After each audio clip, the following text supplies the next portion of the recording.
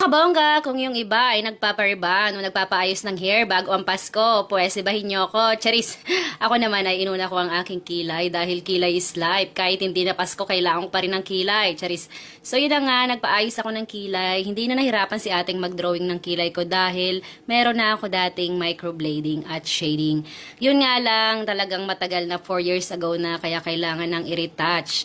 Ayan, pinashading ko lang siya. So, makikita nyo mamaya ang kinalabasan. Ayan na. Sabi ko kay ate, lagyan niya ng dark brown kasi nga mabilis mabura pag lagi kang naliligo. Charis, kunwari naliligo tayo.